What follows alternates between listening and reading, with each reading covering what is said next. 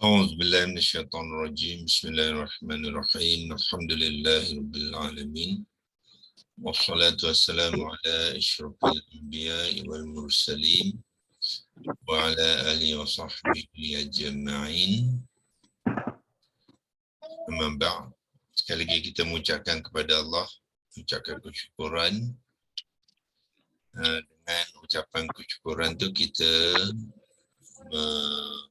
mengharapkan Allah akan sentiasa menambahkan lagi nikmatnya kepada kita, ya, terutamanya dalam usaha kita sekarang bermujahadah untuk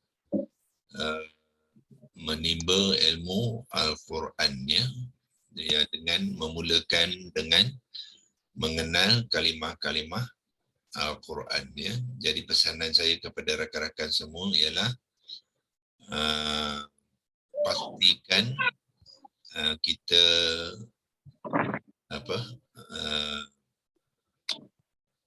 menggunakan masa yang cukup untuk mengenal kalimah-kalimah Al-Quran, ya. Kalau boleh kita kenal semua kalimah-kalimah yang digunakan dalam ayat-ayat Al-Quran tu, kita boleh membincangkannya, mengupaskannya, berkongsi dengan kawan-kawan, ya, simpan kalimah-kalimah tu dalam bagai cara lah, ya, untuk kita menguasai kalimah tu. Dalam bahasa Inggeris kita panggil vocab lah, ya, vocabulary. Ya. Saya percaya tuan-tuan dah ada template yang saya bagi itu, template QHF Quranic Vocabulary itu. Boleh gunakan yang itu, ya, untuk menyimpan, merekodkan. Satu hari kalau dah kenal satu kalimah tu, masukkan ke dalam template. Template tu memang saya buat untuk kita simpan, ya, kalimah-kalimah yang kita sudah kenali itu. Bukan saja simpan, tapi kita mengenal dia dari jenis dia, dari kuasan dia, kata terbitan dia,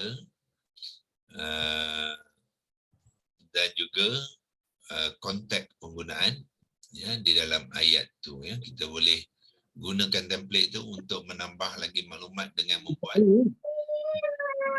pembentukan kalimah, ya. Pembentukan kalimah. Tapi dia memerlukan sedikit kemahiran IT lah, ya. Sebab template tu saya buat dalam bentuk Excel, menggunakan Excel. Jadi tuan-tuan kena belajar sikit lah, ya. Belajar dengan kawan-kawan yang mahir IT, Excel. Mungkin anak-anak, ya, sebagai mahir, ya. Kalau tak mahir, kadang-kadang kita tersangkut-sangkut juga, ya. Tapi semuanya boleh kita uruskan, ya, kalau kita belajar, ya. InsyaAllah.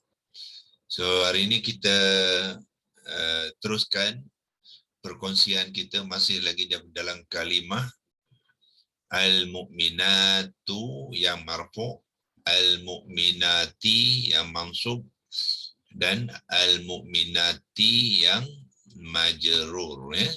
Jadi dalam konteks-konteks ayat-ayat Al-Quran yang telah kita kongsi, kita di penghujung senarai itu.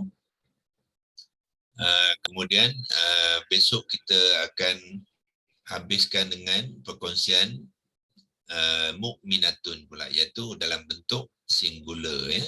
Yang kumpulan ni senarai itu dikumpulkan semua yang jamak. Jamak ni sebenarnya adalah jamak salim, ya, untuk muannas yang ditandakan dengan alif dan ta maftuhah, ya. Saya akan kongsikan terus sekarang.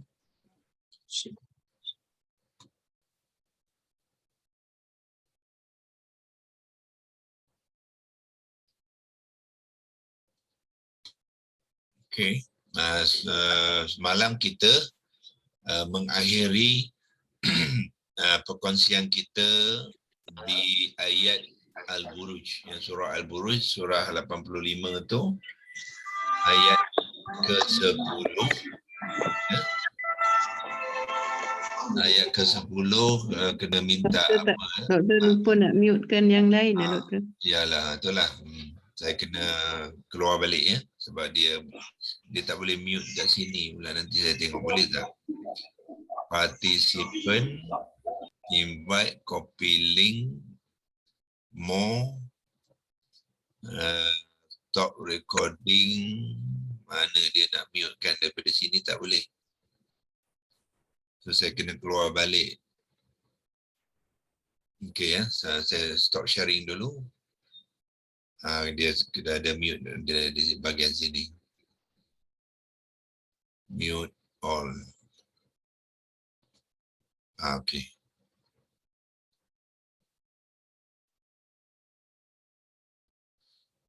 Okey, surah Al-Buruj malam kita mengakhiri perkongsian kita kepada senarai yang ini.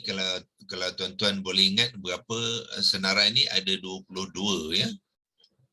Senarai ini ialah senarai aktif participle, mana isim, fa'il, wazan keempat ya, dalam bentuk kata nama ya, kata nama kepada al-mukminat ya. Dia ada 22 kes ini, dia tak ada tulis berapa, tapi kita boleh cek dia kat mana, kat atas sekali ya, di atas sekali. Ni dia ya, 22 kali dalam bentuk wazan keempat, isim, fa'il, mukminatun ya, mukminatun. Sebelum tu dulu kita ada mengupas 202 kali wazan keempat, isim, fa'il, tapi untuk yang lelaki, mukminun ya, mukminun. So daripada mukminun tu dia juga 202 ni juga merangkumi yang jamak ya. So sebab tu banyak tu, 202 tu dicampurkan sekali ya. Macam ni dia asingkan mukminatun di bawah sini ya.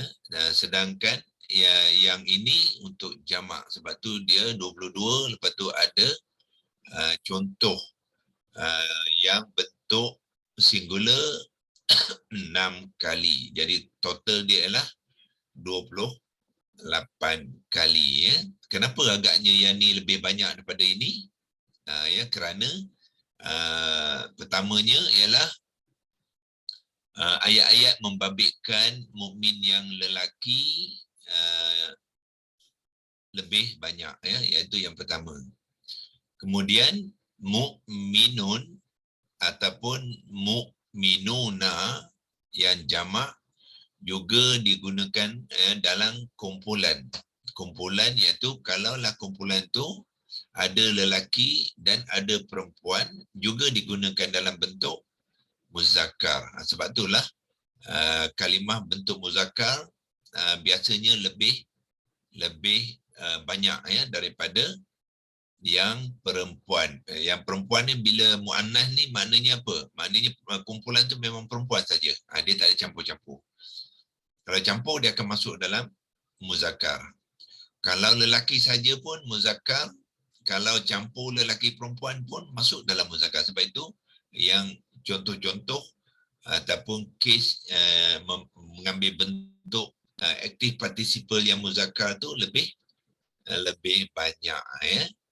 Jadi yang betul-betul perempuan jadi kurang ya berbanding dengan muzakkar. Yang betul perempuan tu kita kata muannas lah, sama ada jamak ataupun singular, mufradah ya. So sekarang ni kita habiskan yang 22 dengan 6 ya.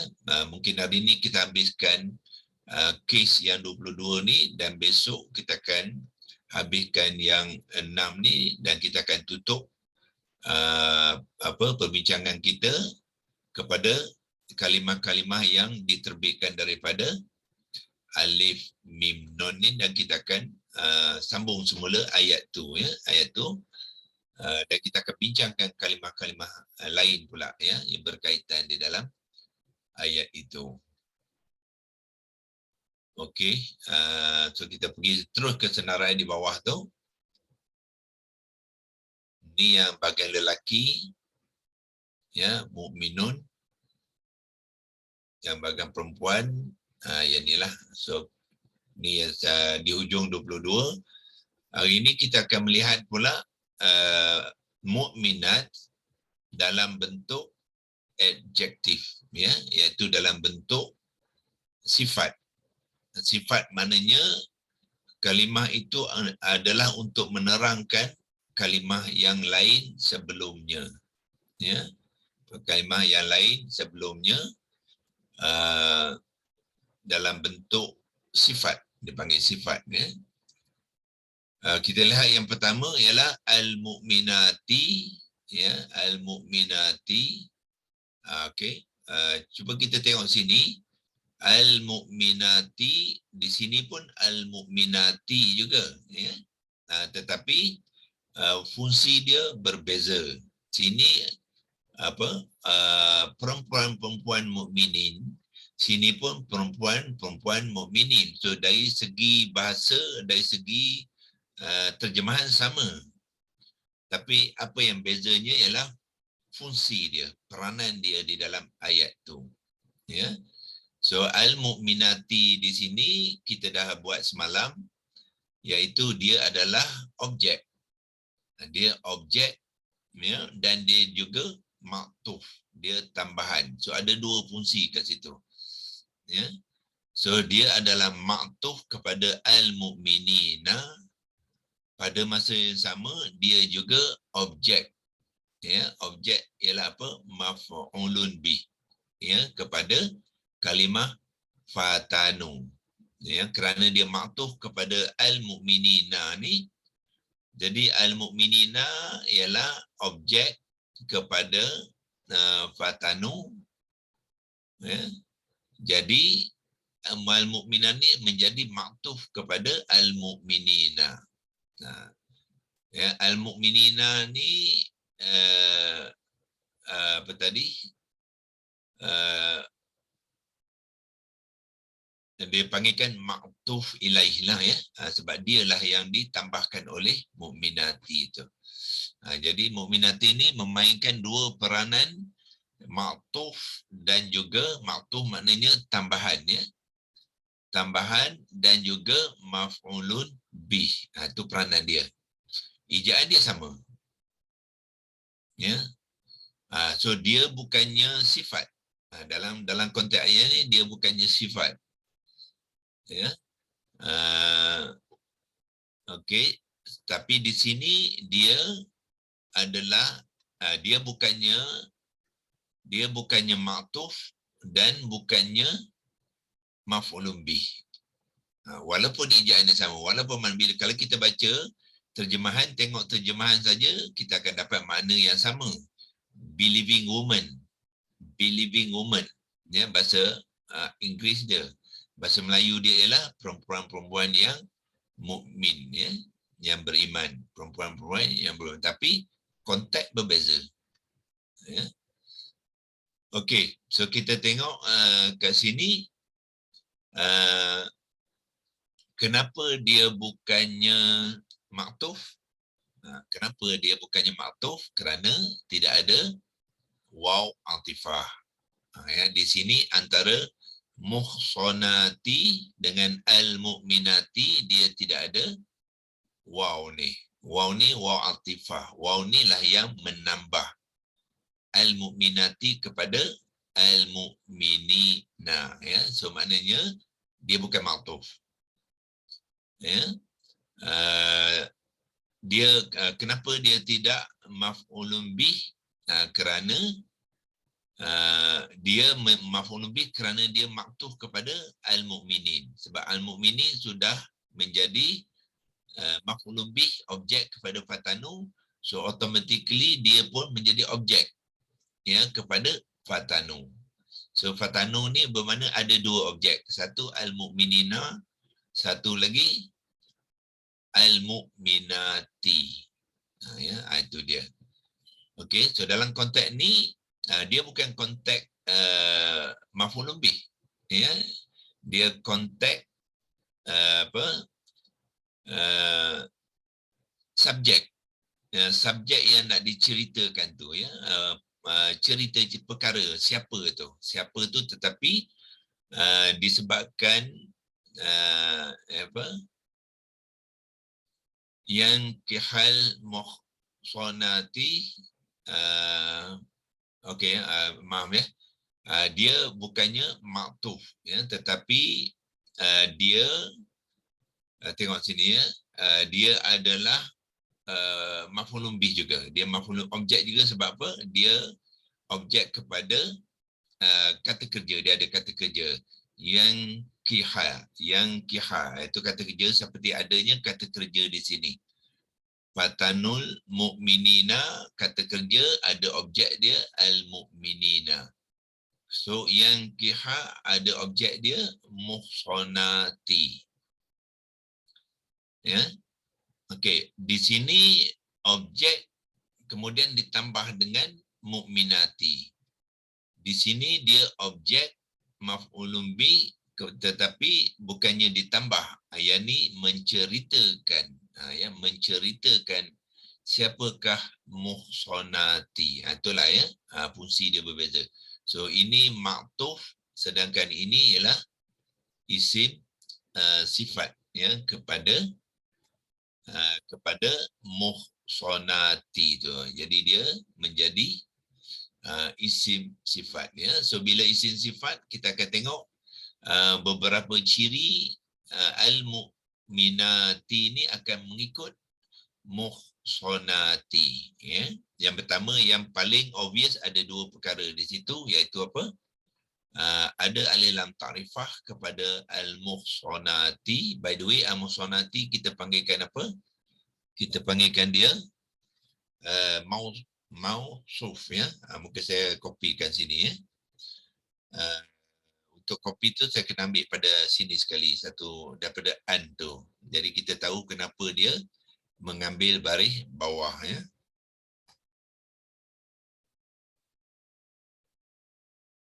Seperti biasa kita gunakan leksi logos tu. Ya, bila guna leksi logos kita akan perbetulkan tulisan dia, ejaan dia tu. Tuan-tuan kena praktis ya, selalu ya, menggunakan leksi logos ni, praktiskan mengeja dan menulis ya. Jangan ikut saja tulisan-tulisan yang ada. Kadang-kadang tulisan yang ada tu dia menggunakan kaedah yang lama ya. Kadang-kadang beberapa perkara yang tidak menepati hukum tajwid ya, dan juga tasrif, termasuklah juga nahu dia ya. Jadi kena perbetulkan. So contoh kat sini apa yang kita perlu perbetulkan di sini. Dan yang pertamanya ialah apabila nun bertemu dengan ya, itu hukum tajwid. Ya, apabila nun bertemu dengan ya, so nun ni tidak boleh disukunkan ya. Dia sebenarnya dia nun yang sukun, nun sakinah. Tetapi tanda sukunnya dihilangkan. Itu yang pertamanya sekali ya. Dalam ayat ni yang kita perlu perbaiki ya. Jangan kita guna saja ya, ikut saja. Kena be critical.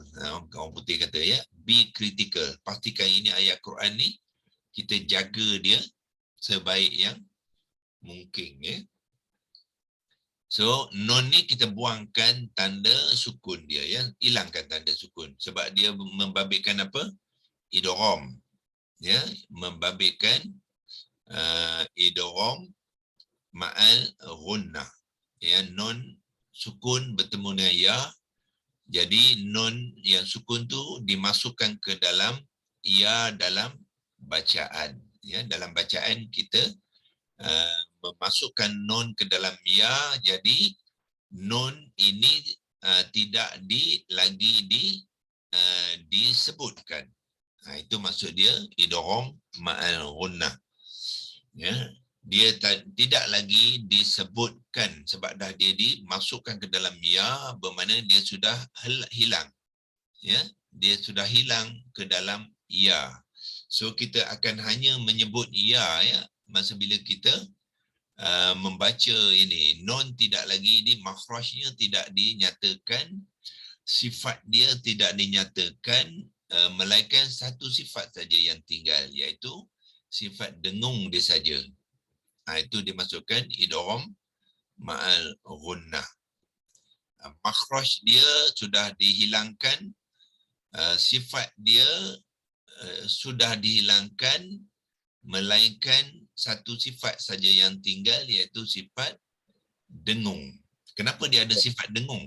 Ya, kerana nun ni adalah huruf khaishum. Ya, dia ada dalam masuk kumpulan huruf khaishum. Jadi sifat-sifat dia yang terbabit dengan huruf al-lisan, ya, semuanya dihilangkan. Ya, dia ada 5 sifat yang berkait dengan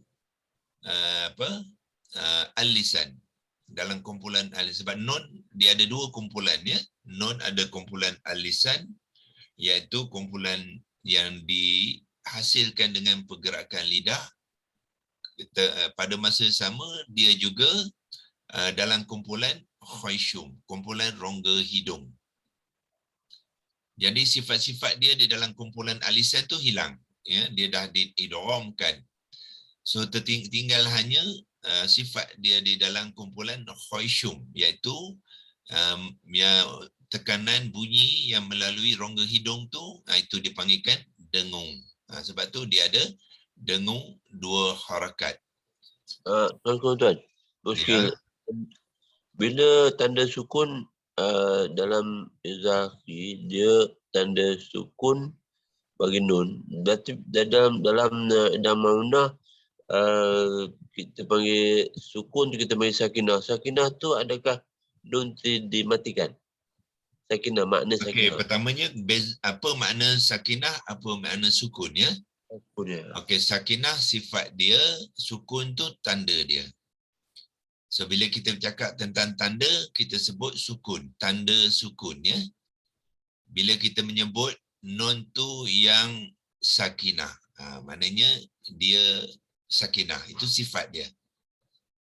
Sukun ialah tanda tadi. Tanda sakinah ialah sukun. Itu beza antara apa yang dimasukkan dengan sakinah dan sukun. So bila kita nak menceritakan nun ni, kita kata nun ialah nun sakinah yang bertanda yang mana sukunnya tidak ditandakan. Okey, yang ni pun sebenarnya pun kena diperbetulkan, ya, sebab nun bertemu dengan kaf juga dihilangkan tanda sukun dia. Tu. Dia kedua-duanya adalah non sakinah, tetapi kedua-duanya telah dihilangkan tanda sukunnya. So bila dihilangkan tanda sukun tu adalah sebabnya, ya, dalam ilmu tajwid, iaitu yang ni nun ni sudah dimasukkan ke dalam ya sebab dia melibatkan hukum idgham ma'al ghunnah. Ya. Bila dia dihilangkan bermakna apa?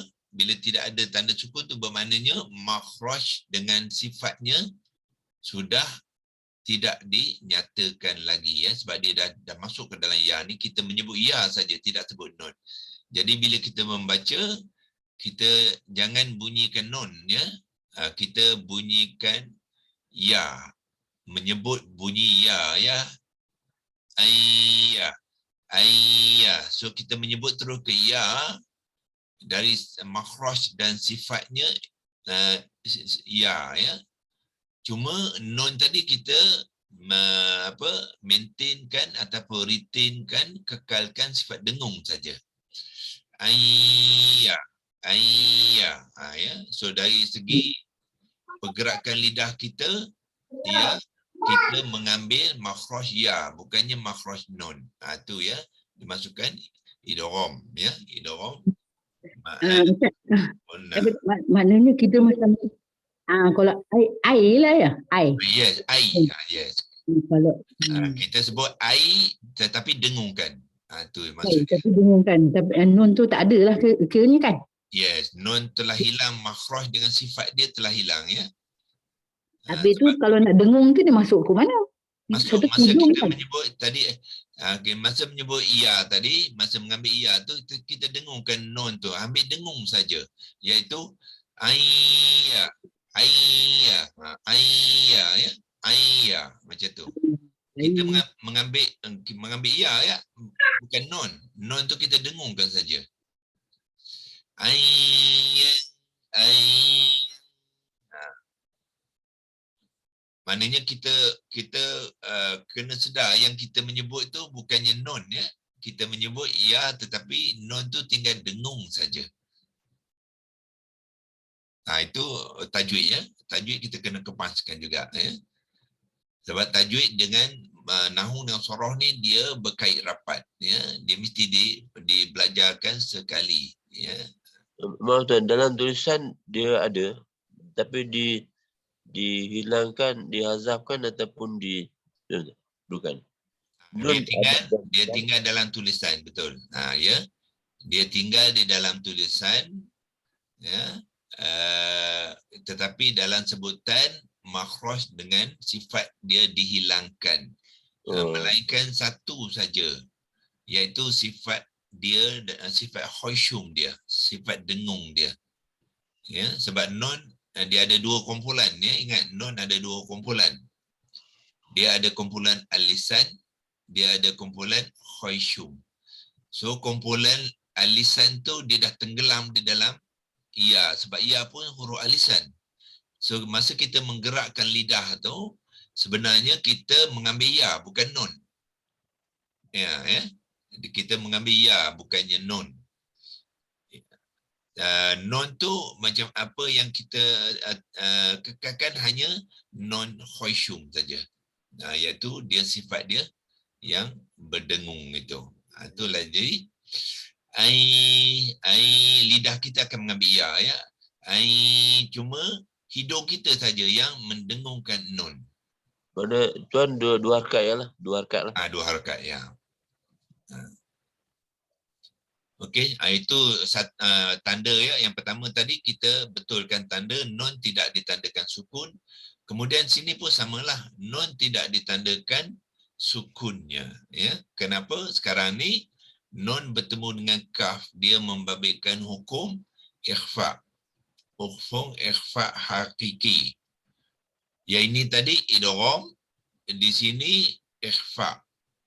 So kedua-duanya non al-lisan ya. Ingat, non ada dua kumpulan, ada satu al-lisan, ada khusyum. So di sini non al-lisannya disembunyikan ya, disembunyikan ke dalam huruf kaf. Dia bukan masuk, dia hanya bersembunyi. Itu dipanggilkan ikhfa. Ikhfa ni khafaun ya, khafaun maknanya sembunyi.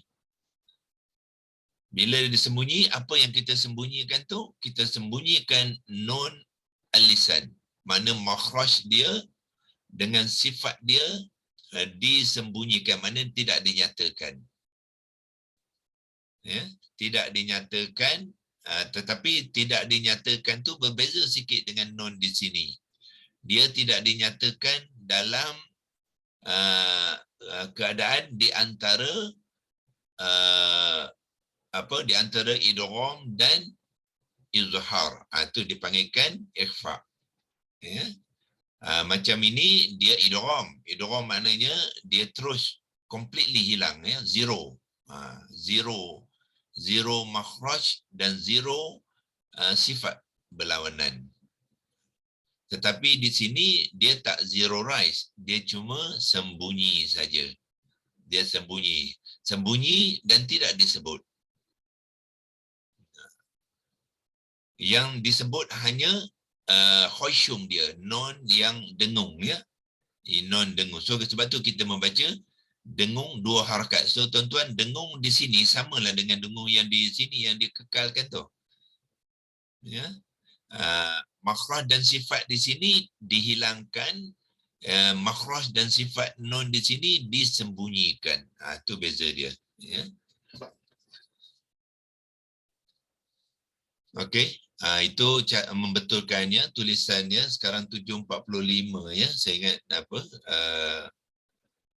Kita apa? Mungkin hari ini kita concentrate pada penulisan sajalah ya. Mungkin tak sempat kita nak mengumpaskan keseluruhan. Tengok penulisannya. So yang kiha, ha baris atas. Ya, kenapa ha baris atas? Adalah kerana yang ni adalah sudah menjadi fi'il mudhari' yang mansub. Ya, mansub. Kenapa dia mansub? Sebab ada kalimah an. An ni adalah harfun nasab. Harfun nasab ya, akan memansubkan kalimah asal dia ialah yang kihu. Ya, dia menikahi ya, dia menikahi yang kihu mari depan, tetapi perbuatan menikahi ni belum lagi ya, belum lagi. Sebab tu dia tidak boleh mengambil baris hadapan, dia kena ambil mansub untuk menyempurnakan peranan dia sebagai kalimah yang mansub tu. Kena ada an. An ni dipanggilkan amil. Amil ataupun huruf ya. Huruf mansub berperanan sebagai kalimah yang memansubkan. Itu dipanggilkan amil nasab. Amil. Nak panggil harfun nasab pun boleh. Itu hanya description. Amil nasab ialah peranan dia. So dia kena mengambil baris atas. Ai dengung. Yang kiha ya, dengung sahaja. Lepas tu yang ni bukannya alif, kita kena tukar dia kepada hamzah wasal.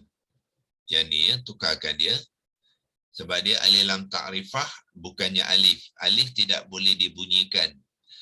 Hamzah yang dibunyikan. Bila kita sebut tu ialah kepada hamzah, bukannya alif. Alif tidak boleh dibunyikan ya. Dia dalam Al-Quran alif hanya memainkan peranan sebagai mat saja ya. Dia tidak dibunyikan. Macam sinilah. Ni alifnya. Ya. So alif bukan kita tidak membunyikan alif, kita membunyikan nun. Ya. Nun yang dibunyikan sepanjang. So alif ni berfungsi memanjangkan bunyi na ni. Itulah fungsi alif mat. Dia tidak dibunyikan. Sebab tu dia panggilkan huruf al-jawfu. Ya, huruf jawfu ni ialah huruf yang lalu di rongga mulut. Dia tidak dibunyikan, dia lalu saja. Okey. Al-muhsanati, di sini apa lagi yang perlu kita perbaiki ialah alif ni lah. Alif ni sekarang ditulis dengan alif kecil ya, bukannya alif yang biasa ni, alif original, tapi ditukarkan kepada alif kecil. So macam mana kita nak menulis alif kecil? Tukarkan saja ya, highlight dia kat situ, ambil alif kecil dalam keyboard ni. Alif kecil yang mana? Yang ini. Ni alif kecil ya. Tekan di situ. So sekarang ni dia sudah menjadi alif tadi ditukar dengan alif kecil ya. Tetapi masalahnya ialah alif tu berada di atas baris nun. So ini tak betul ya. So alif tu berada di atas baris nun. So apa kita buat? Sebelum kita meletakkan baris alif tu, nun tadi kita bagikan penyambung ya. Kita panjangkan nun tu ke depan sikit, baru letakkan alif. Sebab alif mesti berada selepas, bukannya atas macam ni ya. Alif atas baris fathah, atas huruf nun tak betul. Sebab alif adalah huruf, nun adalah huruf ya. Tak mungkin satu huruf di tempat yang sama ya untuk huruf yang mengambil mad asli ya. So kena jarakkan dia. So apa kita buat? Kita buang dulu alif ni ya, lepas tu nun ni kita jarakkan dia dulu ya. So kita cara nak menjaraknya ialah kita ambil yang ni ya. 2 kali pun boleh. Ya, itu sekali. Kalau sekali tengok tadi, dia sudah jauh sikit pada nun. Ya, kalau 2 kali, ya dia makin jauh. Ya, makin selamatlah nak meletakkan alif kecil tu.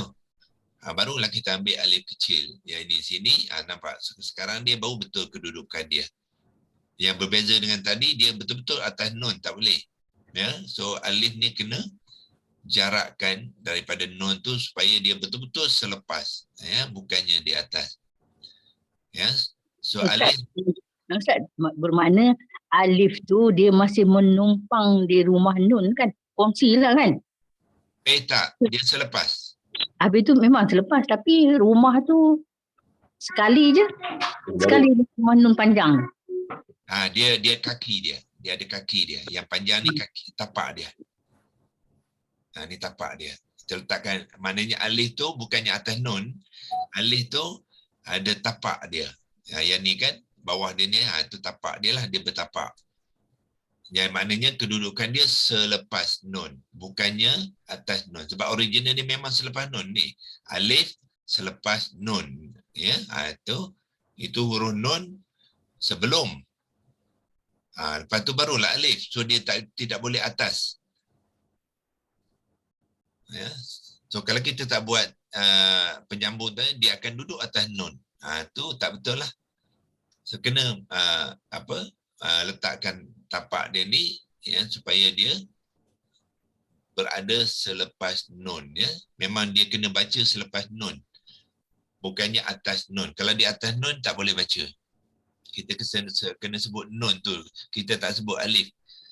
Sebab dia berada di atas. Ya, so kena letakkan selepas. Ya. Sekarang ni nampak alif dengan ta pun rapat juga, ya, alif kecil. So kita selepas alif tadi kita buat penyambung dia, menjarakkan alif dengan ta tu sekali lagi kita tekan saja kat sini, ya. Tu. Jadi barulah kita lihat kedudukan alif tu lebih selesa lah, ya. Daripada kalau kita tidak jarakkan tu, dia akan duduk atas baris atas nun tu, bermakna di atas nun. Muhsanati. Okey. Begitu juga di sini samalah, ya. So ini bukannya alif, dia adalah hamzah wasal. Kalau nak copy sini pun tak apa. Copy je, ya. Tukarkan je kat sini. Nak gunakan keyboard pun boleh, copy pun boleh. Yang ni pun sama, ya. Tengok alif yang alif konvensional dipanggil, ya. Tukar je. Ya, dua cara, ya. Kita boleh buat cara tadi ataupun kalau nak kita copy saja, ya, sebab dia sama pun. Ya, copy ni.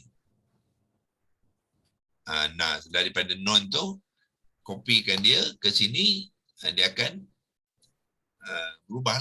Jadilah mu'minati, ya. Itulah ayyan kihal muhsanatil mu'minati, ya. So kalau tuan-tuan tengok konstruk ni, ini kaedahnya dipanggilkan apa? Sifah wal mausuf ataupun mausuf wasifah. Dua-dua pun boleh, ya. Yang ni ialah mausufnya, yang ni isim sifat. Apa maksud mausuf? Ialah perkataan kalimah yang tak diterangkan. Ya. Kalimah yang diterangkan. Yang menerangkan apa? Yang ini. So yang diterangkan tu dipanggilkan mausuf. Yang menerangkan tu kita panggilkan dia isim sifat.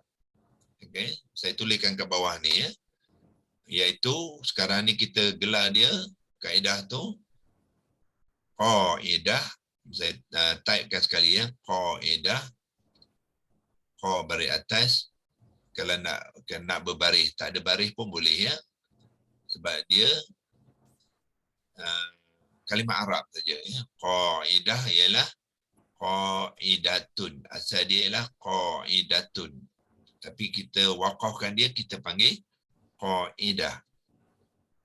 Orang Melayu kata kaedah. Ya, Yarumi tu sebenarnya tak betul ejaan tu, ya. Dia sebab ambil K. K ni sama kaf dalam Arab, dalam Jawi. So tukarkan dia. Jadi Jadi ianya akan berikutlah. Ya. Okey, beri saya habiskan dulu ni. Kaedah dia apa tadi? Kita kata mausuf, mim, waw, sod, waw, fa. Mausufnya yang ini. Kemudian dia ada isim sifat. So kita letakkan wa. Wa tu mana dan lah ya. Wa ini kita panggilkan dia as-sifat. As-sifah ya. Lam. Okey, ini adalah syamsiah, jadi sod tu kita tasydidkan. Was-sifah. Ya, itulah kaedah dia. Ya, kalau nak bariskan pun boleh, kalau tak baris pun tak apa. Ini asalnya ialah apa? Mausufun. Ya, mausufun. Kalau kita bariskan dia ya. Wasifatu. Wasifatu. Itu kalau kita ada bariskan. Tetapi kalau kita tak ada baris pun sebab kita tahu dah konsep tu, bunyi dia tu lah. Jadi kita waqafkan sini mausuf wasifah. Itulah kaedah ya. Bermakna terdapat satu mausuf dan juga isim sifat kepada mausuf tu iaitu al-mu'minat. Ya. Itulah. Ya. So bila dia berlakunya mausuf wasifah, dia ada mempunyai, dia akan mengikut 4 ciri. Itu yang kita mungkin kita sambung besok lah ya. Sambung besok. Bagi mereka yang mengikuti kelas-kelas intensif, semuanya kaedah-kaedah ni akan diajarkan dengan secara detail ya, dan dengan latihan-latihan yang cukup untuk memahami apa yang dimaksudkan faedah mausuf wasifah, insya-Allah ya. Dan contoh yang mudah macam Allahus Samad. Allahus Samad. Betul. Allahus Samad tu sama juga mausuf wasifah. Allah tu mausuf, as-samad ialah sifat dia, isim sifat dia. Contoh yang mudah saya. Itu ya, contoh yang mudah ya. Kalau kita ambil itu, dia dah sebut tu, kita boleh bukakan ya. Tengok di situ dia apa? Dia i'rab yang marfu' ya, sebab Allah tu marfu'. Jadi as-samad kenalah marfu' juga ya. Itu salah satu pada ciri yang diikuti.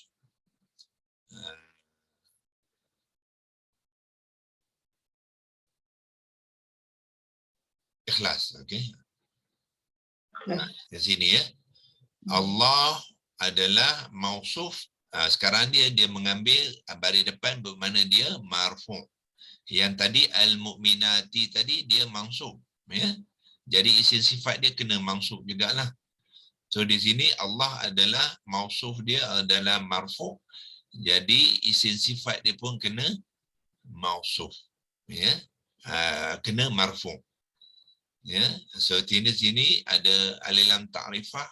So sini pun ada alilam ta'rifah. So dua perkara tu yang paling yang paling obvious dulu. Dia ada 4 ciri-ciri ya. Pertama sekali ialah makrifah. Allah ni kalimah makrifah. So as-sifah dia pun kena makrifah. Yang keduanya Allah ni marfu'. Jadi as-sifah pun kena marfu' juga.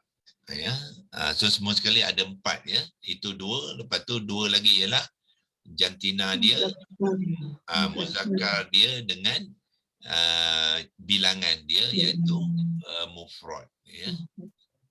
Okey.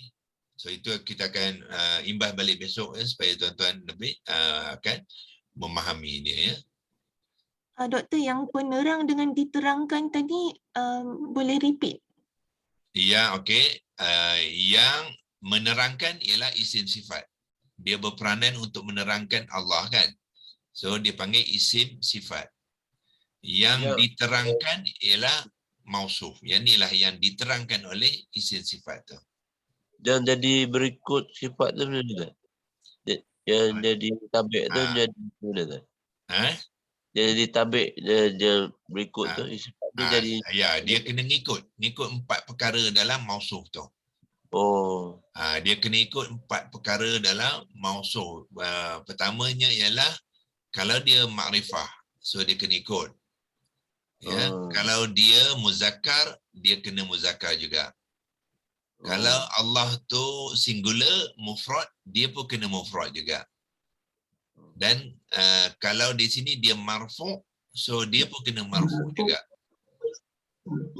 Itu yang dimaksudkan dengan ikutan, ya. So isim sifat dia kena ikut mausufnya. So mausuf tu yang dipanggilkan yang diterangkan tu, ya. Yang ni yang menerangkan, yang ni yang diterangkan. Dia berikut dalam 4 keadaan. Ya, so ikutan tu dalam bahasa Arab dia isim masdar dipanggilkan ittiba'. Ya. Konsep tu dipanggilkan ittiba', ikutan. So ikutan ada empat ciri lah, ya, 4 perkara yang dia kena ikut.